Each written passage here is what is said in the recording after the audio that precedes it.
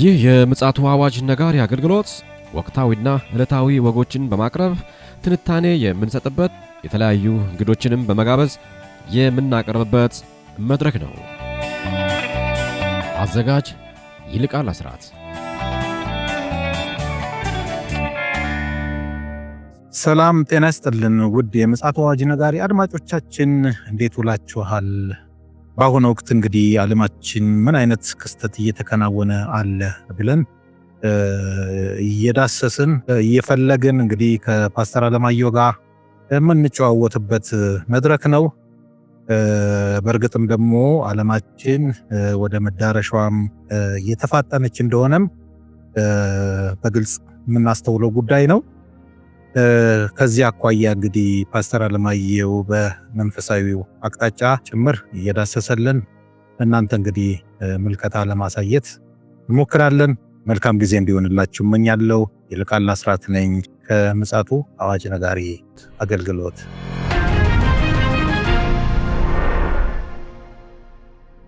አጠገቤ ፓስተር አለማየሁ አለ።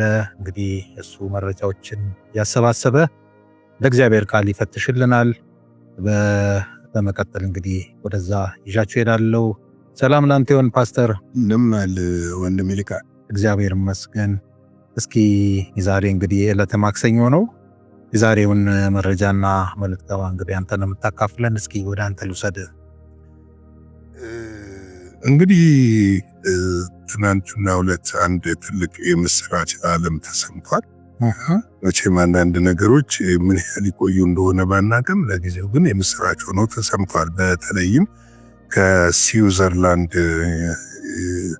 ጄኔቭ የተሰማው ነገር በጣም ደስ የሚል ነገር ነው። ባለፈው ዘግበን ነበረ አሜሪካና በስሱም ቢሆን አሜሪካና ቻይና በስዊዘርላንድ በዚህ ድርድርን ተቀምጠው እንደነበረና ከብዙ ሰዓታትና ቀናት በእልህ አስጨራሽ ድርድር በኋላ ከፍተኛ የሆነ ለውጥ ያሳየ ስምምነት ላይ እንደተደረሰ ተሰምቷል። እንግዲህ እንደምታውቀው የሁለቱ ሀገሮች ሌላ ያለ ሀገሮች ናቸው። የዓለምን ኢኮኖሚ በከፍተኛ ሁኔታ የያዙ ሀገሮች ናቸው።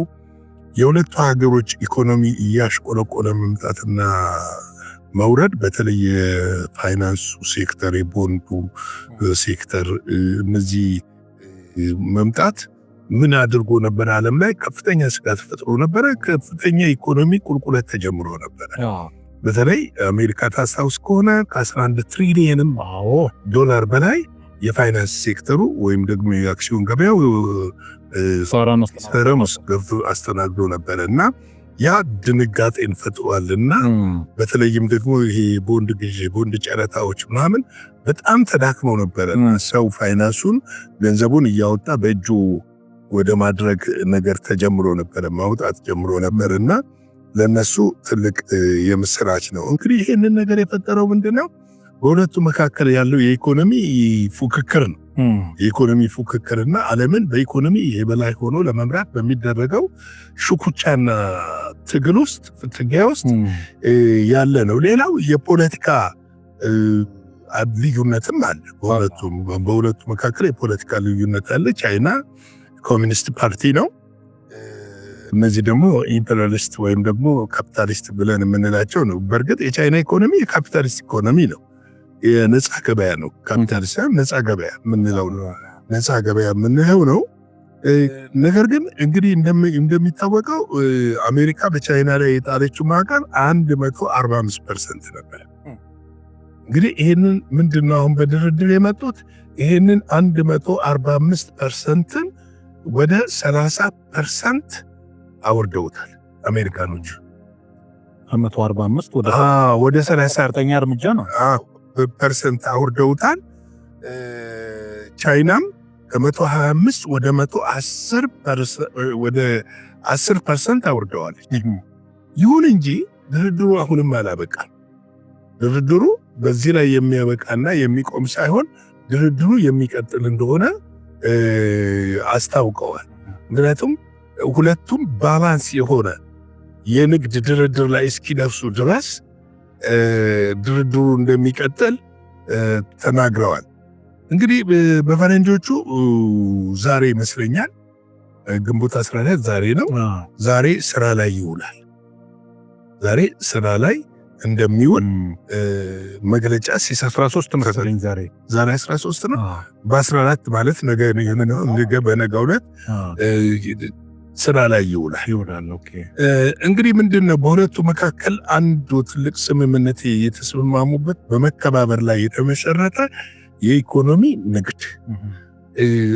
ታውቃለህ አሜሪካኖች የበላይነን ብለው ስለሚያስቡ ሁሉንም በኃይል የሚጨፈልቁ ነው የመሰላቸው።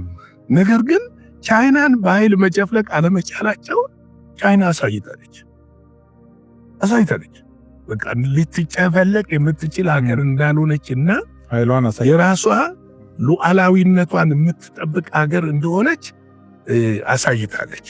ስለዚህ እንግዲህ ይሄ ነገር በመከባበር ላይ የተመሰረተ እንዲሆን ወደፊትም በዚህ መልክ እንዲቀጥል የተጀመረው ነገር በተለያየ ጊዜ ተገናኝተው ድርድሩ እንደሚቀጥል ተናግረዋል።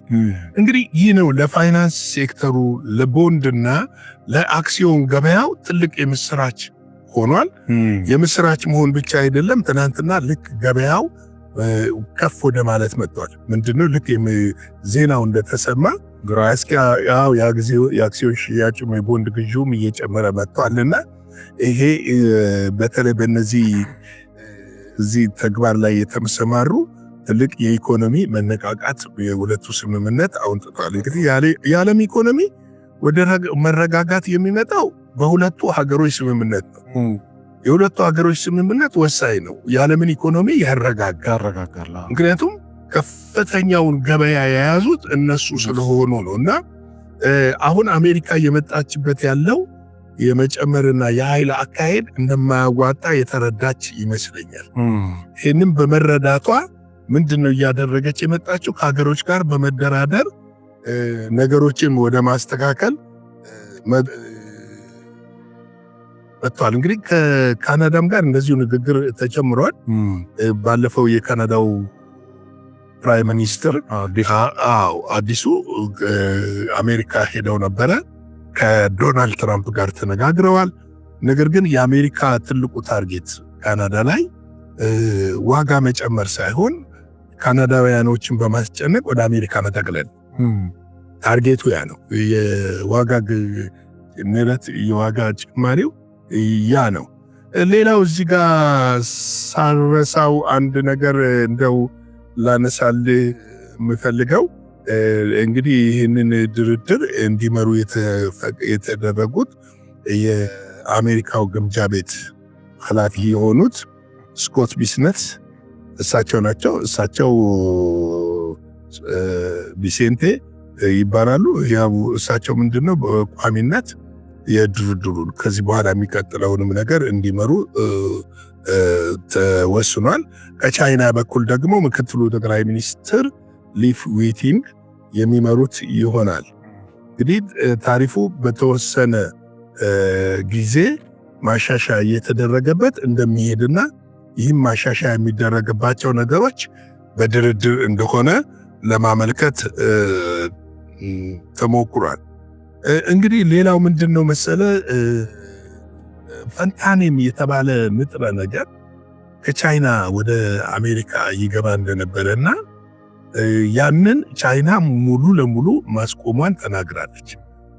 ሙሉ ለሙሉ ይሄ በፋብሪካ የሚመረት እንደ ኮኬን አይነት ነው። ፈንታኔም የሚባል ኮኬን እጽ ወደ አሜሪካ እንዳይገባ ቻይና በስምምነቱ ላይ ይህን ሙሉ ለሙሉ ከልክላለች። እንደውም ቻይና ምንድነው ቀደም ሲል ነው ያቆምኩት ብላለች። በፋብሪካ የሚመረት ነው።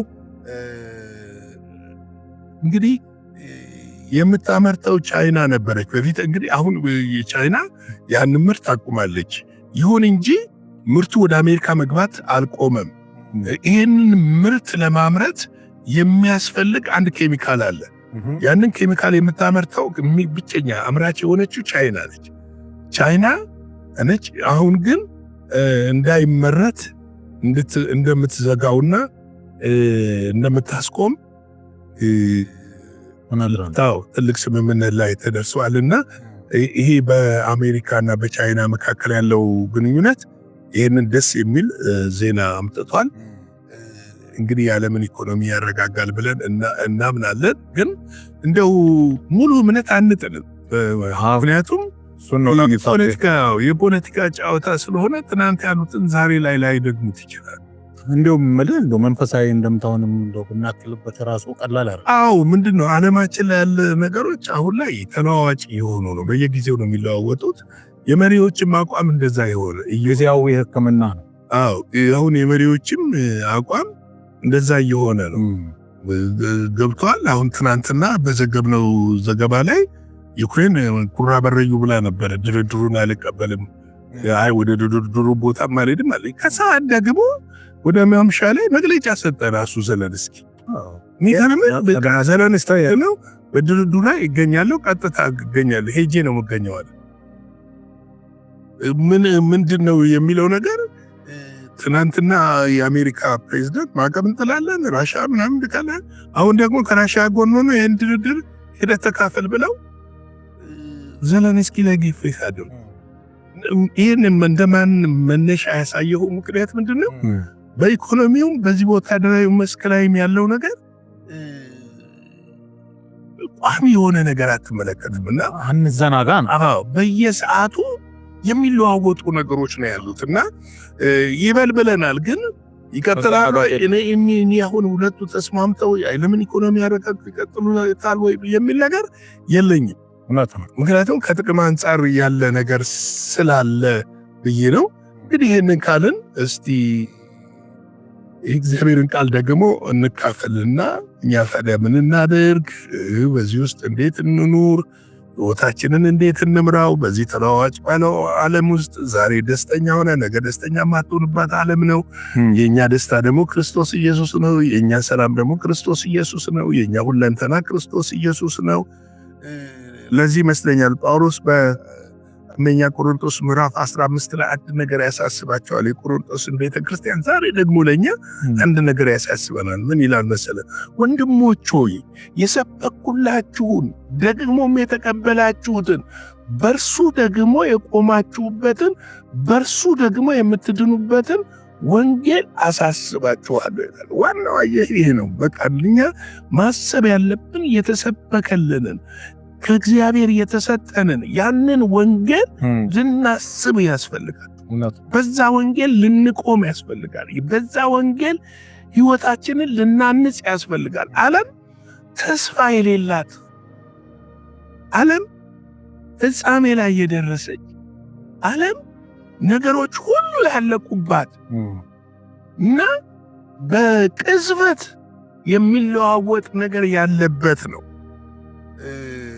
ኢሳይያስ 40 ቁጥር 9 ላይ የምስራቹን የምትናገር ጽዮን ሆይ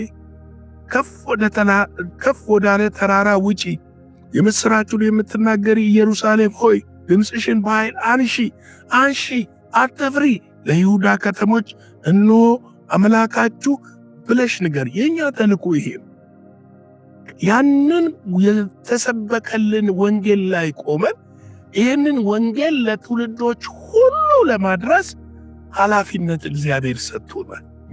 የኛ ድርሻ ይሄ ነው። ዓለም ግን አንዳንድ ሰዎች የዋሆች ናቸው። አንዳንድ ቸርች ሞኝነትም ይሁን አለማወቅም ይሁን ከዓለም የተሻለ ነገር ይጠብቃሉ። ከዓለም የተለወጠ ነገር ይጠብቃሉ። ከዓለም ደስታን ይጠብቃሉ። ከዓለም ሰላምን ዓለም ከዚህ በኋላ የምትሰጠን ነገር የለም። ለራሷም መቆም እያቃታት ነው ያለን። ለዚህ ነው እኛ ግን ይህንን የተሰበከልን ወንጌል ላይ ቆመን ለሰዎች ሁሉ መዳን የሚሆነውን ወንጌል ልንናገር ኃላፊነት አለብን። ፍላጎት አይደለም፣ ኃላፊነት ነው ያለብን። ምክንያቱም ሁላችን ካህናቶች ስለሆነ። ሮሜ 2:16 ላይ ይህን ተናግሬ እጨርሳለሁ። ይህም እግዚአብሔር በኢየሱስ ክርስቶስ እኔ በወንጌል እንዳስተማርኩት በሰው ዘንድ የተሰወረውን